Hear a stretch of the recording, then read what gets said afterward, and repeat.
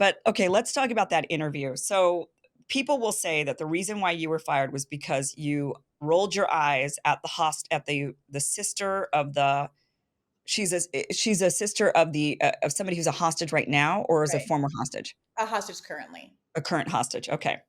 Um, what is your response to that when they say that's the reason you were fired, not because of your stance on Palestine and Israel? Well, a couple of things. One, I'd say that decorum arguments really fall flat when you see the kind of level of decorum that's been tolerated on the show, both between Robbie and I, and against me from several guests. So she was this last guest was one of a series of guests that Rising has brought on, I think, because of the perception that this coverage is skewing toward Palestine. Now, I would argue that every issue doesn't have two sides. And at a certain point, if you feel like Robbie isn't enough to mount a robust defense of Israel's actions, if the entire international community is saying that Israel is violating war crimes and you're struggling to find a guest that will say the alternative, then maybe the issue isn't with the guest selection. Maybe, in fact, there's just a reality, a real politic reality on the ground that you have to contend with, right? But this guest, I recognize, I identified from the beginning that it was going to be an issue because of the way she was presented to me. The producer Joanne sent me a Slack saying that there was a guest that wanted to come on to talk to me. Not that Hill had reached out to try to find a guest, that they're looking for more, Israeli voices, all of which would be very legitimate, but that the implication seemed to be that she had submitted herself to this and that she specifically wanted to talk to me, not to Robbie and I, but to me. And so we've had a couple of guests, pro-Israeli guests, that have come on in the last few months who come on the show ostensibly as a guest for us to interview, ask questions about, and then go on their way, but instead start to very personally direct questions back at me as though I'm not the host of the show, and to try to litigate with something that I tweeted or what they believe to be anti-Semitism or whatever they want to characterize. So I find myself in the position of having to not respond in any way to a guest who very much wants to make it personal about me. Mhm. And after those other guests have come on, Hen Mazig was one of them. They tend to clip the interview and start an internet campaign to try to get me fired, right? And so this is Right. very predictable. This has happened multiple times before. The Hill has never moved to protect me against those kind of onslaughts or shown me any support, in that arena.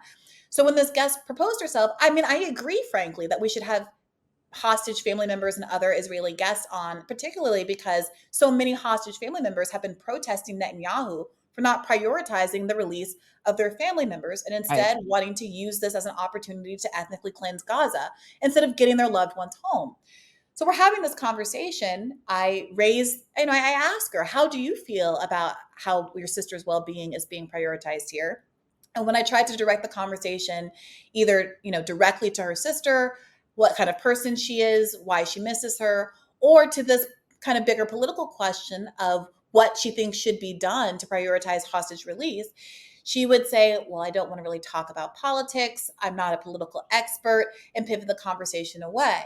But Hmm. toward the end of the interview, she started doing the predictable thing, which is to pivot it toward me and start to try to make it a referendum about whether or not I believed women, because Right. I don't believe the well now roundly debunked by both mainstream and progressive outlets narrative about there being a series of mass rapes on October 7th. Right. So now I'm a news person who has to push back when clear misinformation is being said on the show, even though, yes, it's a very sympathetic guest who I have a lot of personal compassion for because she's a human being going through something very tough.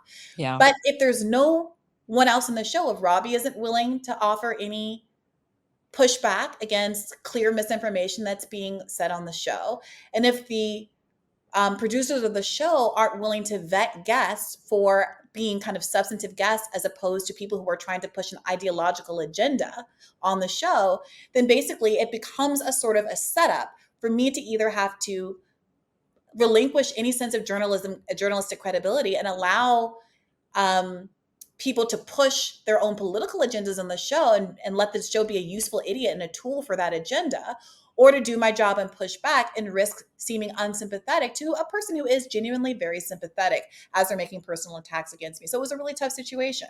Yeah. I don't think it was worth getting fired. I mean, I don't think that if anything, they should have just had you go back on and apologize for maybe, like at the minimum, like at the maximum. That's what, if anything at all. Well, I don't Um, know that that would have happened, Kim. But I will say this: I don't have any regrets because it was only a matter of time. They were looking for an excuse. So about a week beforehand, the same parties that launched the campaign to get me fired, so New York Representative Richie Torres, Ken Mizig. It was all the same people. people. They had found a clip from a conference that I had done in New York, a debate I had done about a month before, and they clipped it. I completely support everything that I said in the clip, and it was factually accurate. But they had clipped it and tried to make a whole nother media cycle about a week before I was actually fired. Um, to try to get me fired. So this was the Hmm. second round of a ratcheted up campaign to get me off the air. The first time didn't work. The second time it did work. And if the second time it hadn't worked, they would have found something else to try to make some insinuation that I shouldn't be on the air because I was being critical of Israel, fundamentally. So I'm glad that it happened the way it did because I think it's transparently obvious that I was not sustainable for the Hill on the show because of my ideological perspective on the show. And I think the reason that no one spoke to me upon letting me go is because if a single word were exchanged, if a producer had responded to a single one of my calls or texts, which again, Joanne Levine did not, they would have had to offer some explanation for my firing. And I think that they know there is no good excuse. Just like, by the way, when Katie was fired, I had about an hour-long conversation with Bob Cusack about why. And he maintained and claimed up and down, left, and right that it wasn't ideological. And I told him, of course it is. Yeah, When even the right. words that are coming out of your mouth right now are hinting to the fact that it was ideological. Right. Um, and they didn't want to have that conversation with Katie on the record. Because there's no defense. They kept claiming it was editorial, that the style of her radar wasn't the kind of style that they normally run. All of that, come on, it was BS. You and I Total both, you BS. looked at Yeah. her radar, it was BS. There was nothing untoward or out of sorts about Katie's radar. It was purely ideological. And I believe it was the same is true of my firing. Oh, obviously it was ideological. I just think, right. I mean, obviously it was. Otherwise, they would have said, well, let's have you just come on and say this just because it's, that you just at least say something like, look, I'm sympathetic to her as a sister of a hot, they could have, Well, I they was could have recruiting addressed another it. hostage family, honestly. Yeah. So I was recruiting, and they're going to come on my show to talk to me, hopefully next week, depending on scheduling. But that's the thing. What was so ironic about it is that I saw the setup coming because I genuinely see the value in interviewing people with different ideological perspectives. I have never blocked an interview, and I Right. don't mean to. I'm really trying to keep Robbie out of this, but the same cannot be true on the other side. Yeah. When, for example, Javier Milei won the election in Argentina last year, we had a segment on it. Robbie's obviously a libertarian who was very excited. We had one of his colleagues from Reason who's also libertarian on, and she was very excited. And they basically did a victory lap on the show. And I have to sit there and be like, okay, my guy didn't win. Yeah. And I said, well, let's see what happens. 6 months from now, we'll check back in and see whether or not his vision for the country is actually improving the quality of life for people living there. Now, there's all these news stories about inflation being at 300%. People are Yeah. having to eat food out of garbage cans. There's been an authoritarian crackdown against protests by the police. I say, okay, it's time to cover what's been going on. Nobody wants to cover it. I have been Interesting. proposing for weeks to have Ben Norton on the show because he did a great rundown on his own program. And my requests in the Slack just keep going into the ether. I started confronting Joanne about it. They kept kind of hand waving it away. And finally, she suggested maybe we'll have him on while Robbie's on vacation. Oh, wow. Okay. I mean, I'm telling you, it's not, it is largely about Israel, but it's not exclusively about Israel. There is, since Joanne came on, a very strong editorial hand on the show that is taking the control away from the host that used to exist, which is suppressing guests, which is allowing people to push their personal agenda through guests without any of the editorial insight that you should actually be controlling, should actually be influencing over protecting the show and the integrity of the show.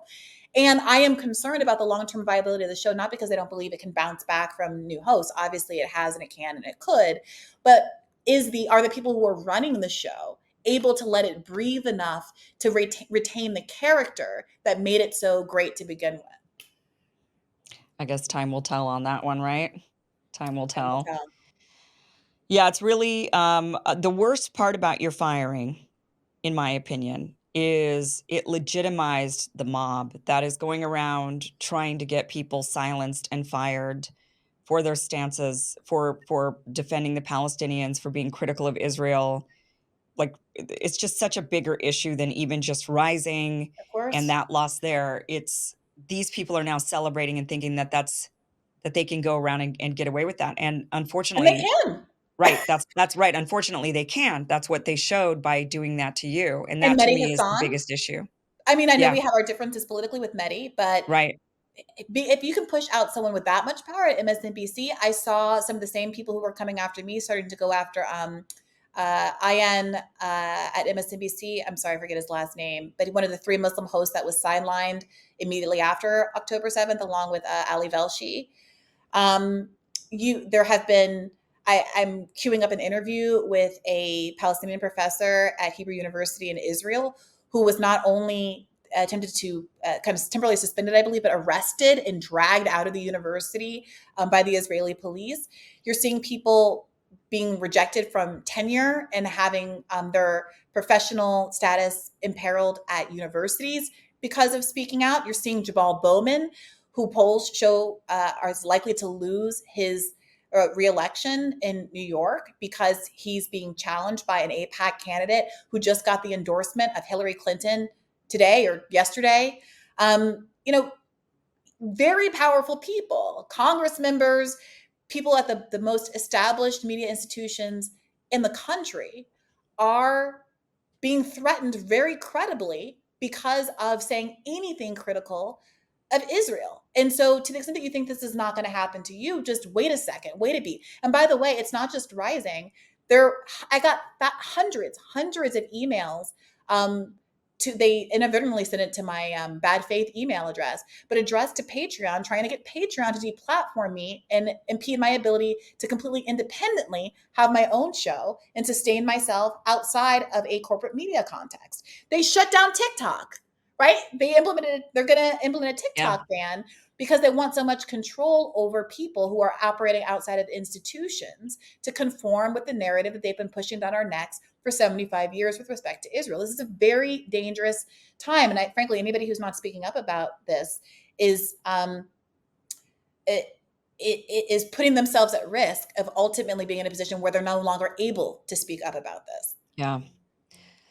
It's interesting too, the list that you've mentioned, all of those people are on the left, Mehdi Hassan from MSNBC, you mentioned Jamal Bowman, But there's also Candace Owens. Candace, yeah, but she was working for the Daily Wire. I mean, what do you expect there? Ben I mean, Shapiro's but the biggest still, Zionist.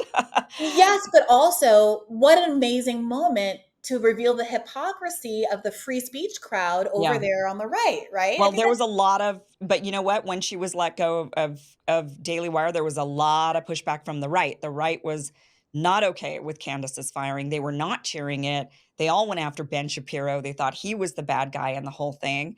I find it interesting though that like Thomas Massey could be completely critical of APAC, say whatever you want, be so critical of Israel, say, I'm not giving any money. I don't like what they're doing to the Palestinians, and still win his election by a yes, landslide.